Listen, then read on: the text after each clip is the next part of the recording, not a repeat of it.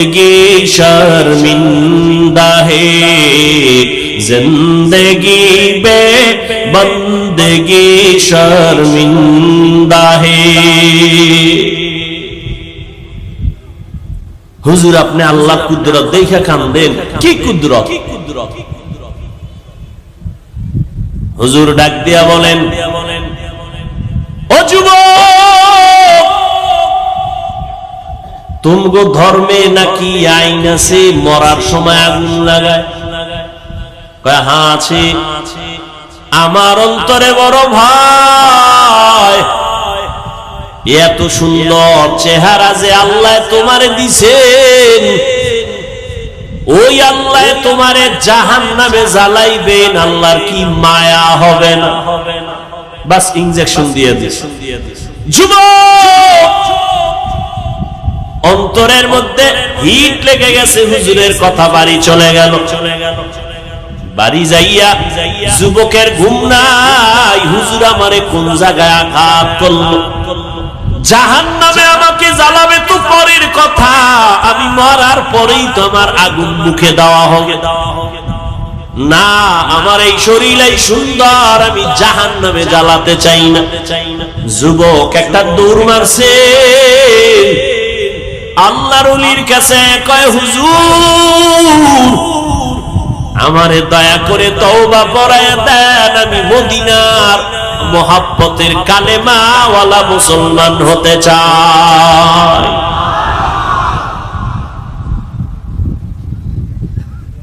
ও আল্লাহর বান্দা, এই জন্য আমি আজকে কিন্তু বারবার একটা কথা বলি রে যুবক, তোমার আমার সাথে কোনো দুশ্মনী নাই। আমি এখানে আইসা তোমারে হুজুর বানাবার জন্য ঢাকা থেকে কষ্ট করে আসি নাই রে বাবা। তোমার আমি কথা বলি নাই, বলবো না তুমি তসবিহ পড়ো, পাগড়ি লাগাও, হুজুর হও, এই ভয় তোমার নাই বাবা। ঠান্ডা মাথায় কিছু কথা বুঝো। তুমি স্কুলে পড়ো, কলেজে পড়ো, চাকরি করো, বাধা নাই। তুমি একজন ডাক্তার হও, ইঞ্জিনিয়ার হও, তুমি একজন প্রফেসর হও, কোনো বাধা নাই। তবে আমার দাবি একটা, ডাক্তার হও, ইঞ্জিনিয়ার হও, প্রফেসর হও, তুমি ব্যবসায়ী হও, চাকরিজীবী হও, বেয়াদব হইও না। তোমার ব্যবহারে মা বাপ যেন কখনো কষ্ট না পায়, তোমার আচরণে যেন শিক্ষক কষ্ট না পায়, তোমার ব্যবহারে কোনো আলেম যেন কষ্ট না পায়, তোমার ব্যবহারে কোনো মুরব্বী যেন কষ্ট না পায়, তোমার ব্যবহারে যেন কখনো শিক্ষক, মুরব্বী এবং কোনো বন্ধু কষ্ট না পায়। খবরদার ও যুবক বাবারা, আমি সব জায়গায় ইদানিং কালে যুবকদের একটা কথার উপরে মজবুত করাই, ও যুবক বাবা, যদি বলো নিচে নাইমা পাও ধরলে মানবা, বলো আমি নিচে আইসা তোমার পায়ে ধরে বলবো। তোমার জীবনের সফলতার জন্য দোয়া লাগবে, দোয়া।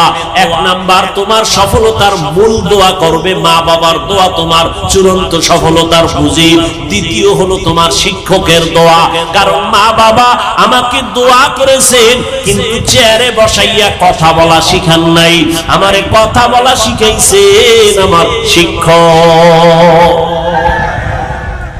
আমি আরবিতে কথা বলি, উর্দুতে কথা বলি, বাংলায় কথা বলি, আমার ওস্তাদ আমারে মানুষ বানাইছেন, আম্মা আব্বা আমারে দোয়া করছেন। অতএব ওস্তাদের দোয়া, শিক্ষকের দোয়া আমার সফলতার বড় বুঝি, আলেম ওলামাদের দোয়া বড় বুঝি। অতএব আমি অনুরোধ করে বলবো যুবক, বারবার বারবার যুবক কেন বলি, মদিনার নবীও যুবকের জন্য দোয়া করেছে।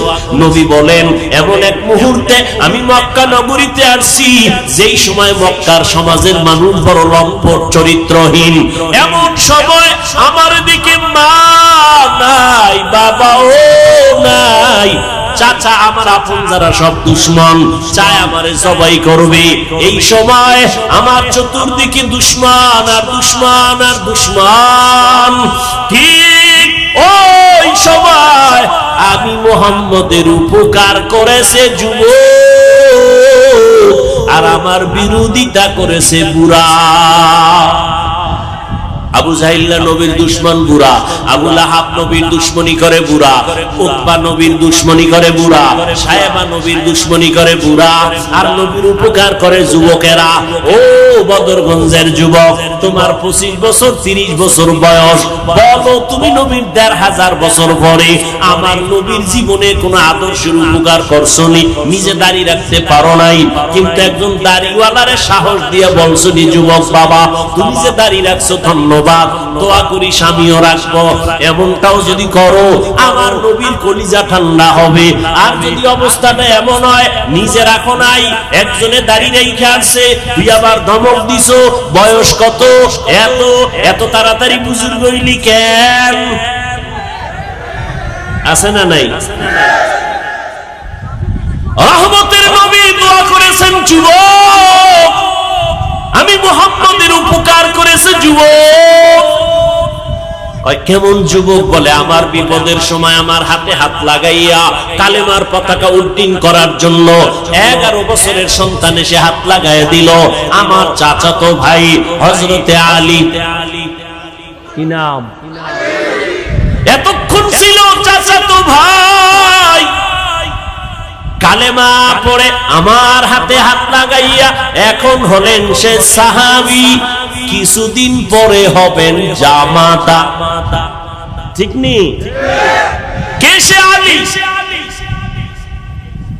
রহমতের নবী কলিজা ভরে দোয়া করেছেন 11 বছরের এই সন্তান রহমতের নবীর হাতে হাত লাগাইছে, নবী কলিজা খুইলা দোয়া করছেন, আনা দারুল হিকমাহ ওয়া আলিউল বাবুহা, আমি হইলাম ইলম ও হিকমতের ঘর, আর এই ইলম ও হিকমতের ঘরের দরওয়াজা আমার আলী। নবীর দোয়া আলীর মাওলা ইলমের ভান্ডার দিয়ে